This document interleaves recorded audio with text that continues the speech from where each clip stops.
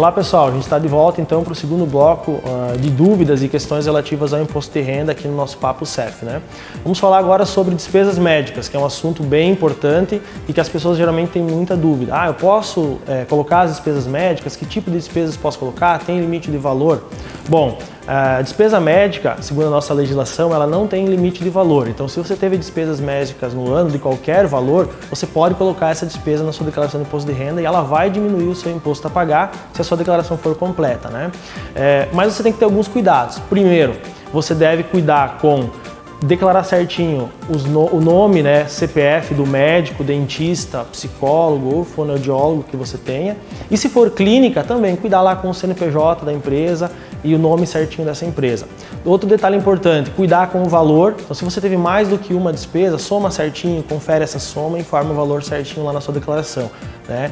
E um segundo item importante com relação a isso é guardar essa documentação. Então, a Receita Federal ela pode pedir a qualquer tempo essa informação, então você deve guardar toda essa documentação por pelo menos 5 anos para você não ter problema com relação a esses documentos, tá?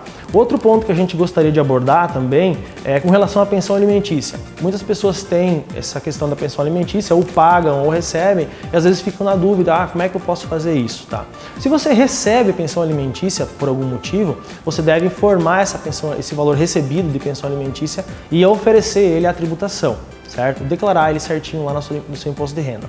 Se você paga pensão alimentícia para um filho, por exemplo, você deve informar lá, você pode informar como despesa dedutível. No entanto, para ser dedutível, ele está limitado a pensão alimentícia definido em juízo, né? Tem que ter uma decisão judicial e aquele valor que está na decisão judicial é que deve ser então informado lá nos seus pagamentos e vai servir para deduzir o seu imposto.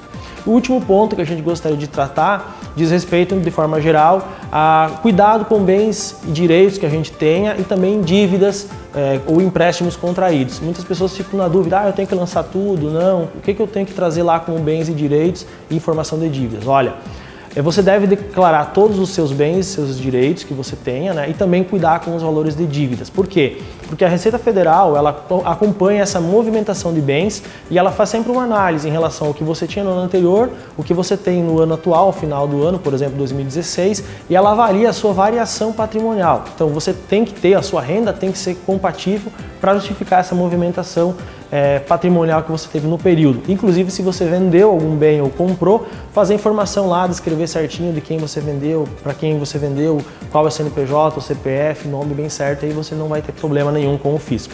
Ok, gente? Acho que são essas as principais dúvidas que a gente selecionou. Vamos encerrando por aqui esse bloco do Papo, o CEF, e cuidado aí na declaração para não cometer nenhum erro. Até mais!